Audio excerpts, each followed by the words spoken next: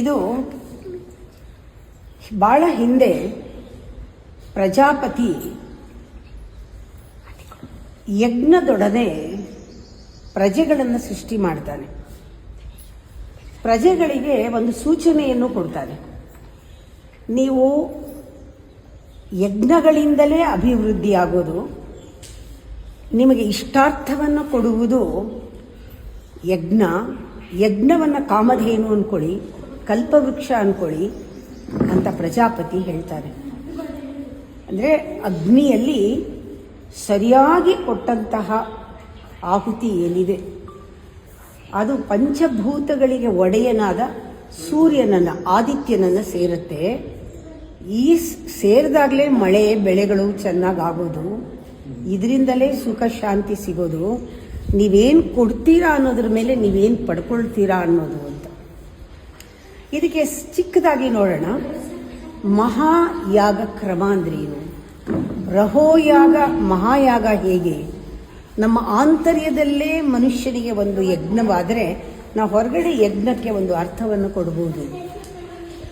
ಹೇಗೆ ಬ್ರಹ್ಮಾಂಡದಲ್ಲಿ ಸೃಷ್ಟಿಯಲ್ಲಿ ಏನೇನಿದೆ ಇದು ಒಂದು ಭಾಗವಾಗಿದ್ದರಿಂದ ಇದರಲ್ಲೂ ಕೂಡ ಎಲ್ಲವೂ ಸೃಷ್ಟಿನಲ್ಲಿರೋದೆಲ್ಲ ಇದೆ ಈ ಪಿಂಡಾಂಡದಲ್ಲಿ ಅಂತ ನಂಬೋನೇ ಪರಮಾತ್ಮನನ್ನು ನಂಬುವುದು.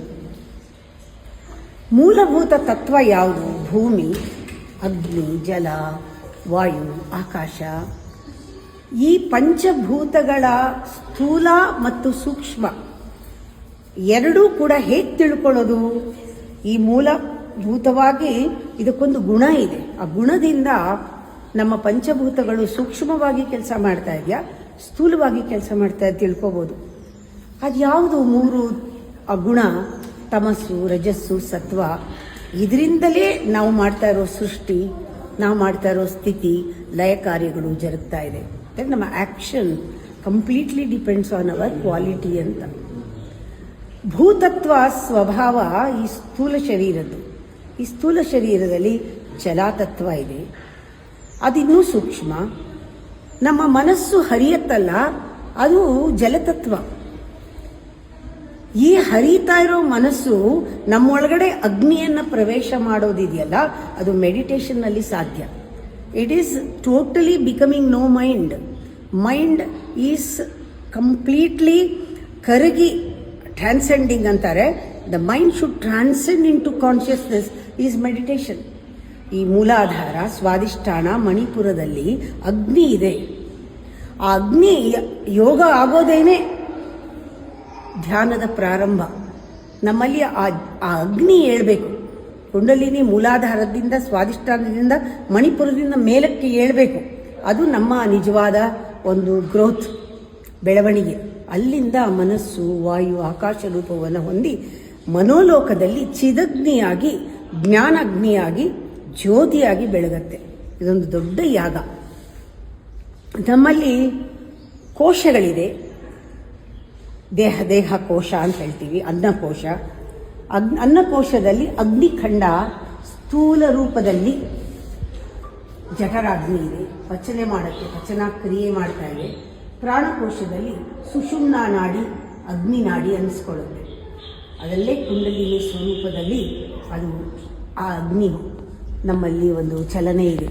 ಮನೋಕೋಶದಲ್ಲಿ ಅದೇ ಚಿದಗ್ನಿಯಾಗಿ, ಬುದ್ಧಿಕೋಶದಲ್ಲಿ ಪ್ರಜ್ಞೆಯಾಗಿ, ಜ್ಞಾನಾಗ್ನಿಯಾಗಿ, ಸ್ವಯಂ ಪ್ರಭೆಯಾಗಿ, ಜ್ಯೋತಿ ಸ್ವರೂಪದಲ್ಲಿ ಪರಮಾತ್ಮವಾಗೋದು. ಅದಕ್ಕೆ ಯಜ್ಞ ಅನ್ನೋದು ವೈದಿಕ ಧರ್ಮದಲ್ಲಿ ಮಂತ್ರದಿಂದ ಜ್ಞಾನೇಶ್ವರ,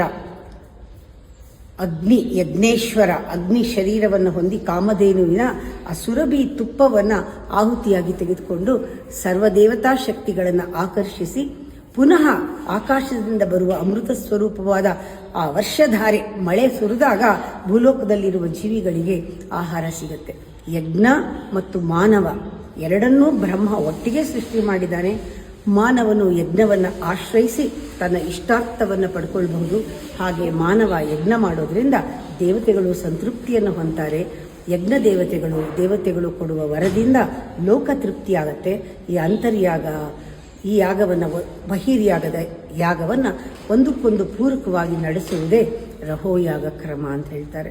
ಇದು ನಮ್ಮ ಜೀವನ ಸ್ಪಿರಿಚುವಲ್ ಅಂತ ಹೇಳಿದಾಗ ಈ ಒಂದು ಲೈನ್ನಲ್ಲಿ, ಈ ಧಾಟಿನಲ್ಲಿ ಚಿಂತನೆಗಳು ಬರೋದಿದೆಯಲ್ಲ, ಅದು ಬಹಳ ಮುಖ್ಯ.